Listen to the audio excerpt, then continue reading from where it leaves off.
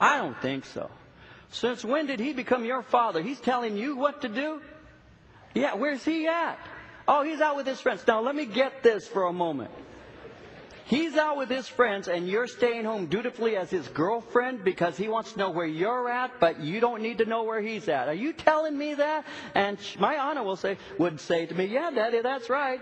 And I'd say, you know what I want to do? I want to talk to him. And I'd say, I want him to come over. I want daddy time with him. And when he walks in, this is the truth. And I will do it nicely. I just get worked up over this, guys. I really do. Forgive me. I see this. I would bring him in, and I would sit him down, and I would say, may I ask you a question? And he would say, yes, sir. And I would say to him, what right do you have to tell my daughter what to do? When did you become her father? I would like you to know that that doesn't work here. And I would have a nice talk with him. And I'd say, excuse me, I'm going to get my gun. I'll be back. No, I wouldn't do it.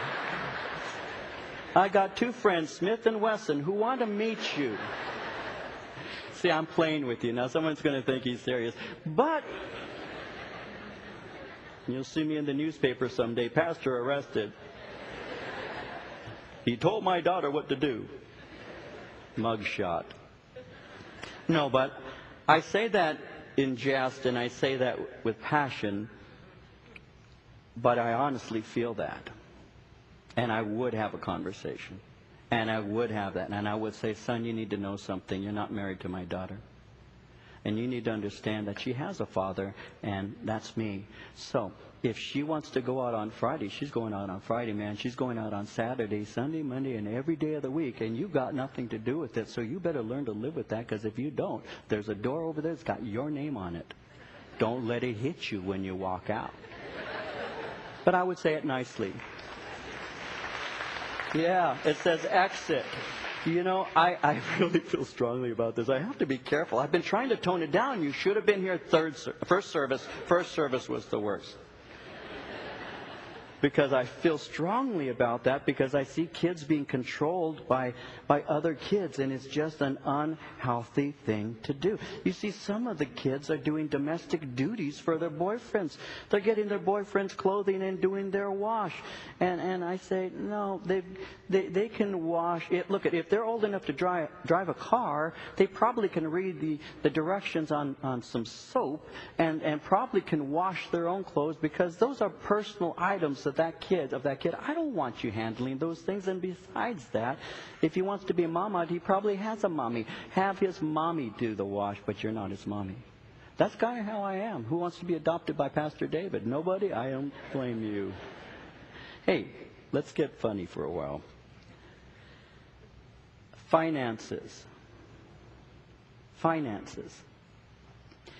How are they doing financially? Do they like to buy things with their cards? Are they always borrowing money? And do they borrow your money? And have you gotten to the point where you're thinking, well, we're going to get married, so it's okay? You have to be careful in the area of finances. You see, I learned that early. Marie got mad at me when we were dating because I only spent $10 on a date. That's all she had.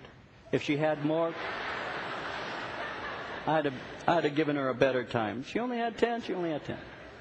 No, but you have to be careful in the areas of finances, because the area of finances is very critical. Now, if you're the kind of person who has this date, you go and pick them up at a certain time, you're with them all evening, then you drive them home, 1, 2 in the morning, goodbye. Then, I'll see you later. Okay. And then you get in the car, and you drive, and you wait 5 minutes, you pull your cell phone out. Hello? What are you doing? Were you thinking of me? I was thinking of you. Oh, you're trying to get to sleep? Just put the phone next to your mouth and breathe. I want to hear you. You're sick. That's creepy. But there are people who do that. It trips me out. I mean, they come home and then they're on the phone till 3 in the morning. Hello. hello. Oh, I was thinking of you. Did you fall asleep? Yes. Were you dreaming of me? No. My kids ask me when they're getting to the age of dating. They said, "Daddy, did you call Mama?" And I said, "Never. No. No. I didn't. No. You didn't call Mom? No. Why not?" I said, "I had something called a life." I mean, I would see Marie on Monday at the Bible study. And then Tuesday through Thursday, I had a life. And then on Friday, I'd pick her up. We'd go out. And Saturday, I had a life. And then Sunday, I'd go to church. I'd see her at church and take her home. Then on Monday, that was it. We didn't talk on the phone. I'm not one who likes to talk on the phone. And I have a difficult time with that as a concept, let alone the practical reality. Listen, it's called getting close too fast. If you are constantly talking and sharing your treasures, your heart, constantly, you may be only going for 3 weeks, but you're accelerating a relationship into areas that you are going to find dangerous. Because you're pouring into this person hour by hour every day things that should be spread out over weeks and into the months. And you learn this person over time. But if you're on the phone constantly with that person, it's called drawing too close too fast. And you begin to exaggerate your closeness by the amount of times you've spoken on the phone or been with them. It's a dangerous thing. You ought to have outside relationships, outside friendships, or conjoined friendships where you have their friends you hang around with, your friends. It's always a wise thing, by the way, to have groups of people that you date with.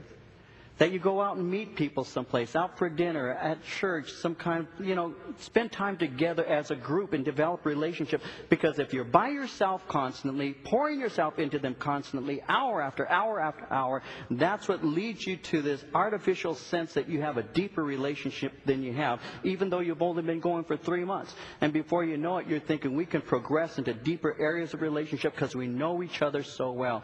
You don't. You can't possibly know them that well. What you've done is you've compressed it into a certain amount of time that gives you a false sense of knowledge of that person, when in reality, that person may be just giving to you the same line day in and day out. You haven't even seen them over time yet. Be careful.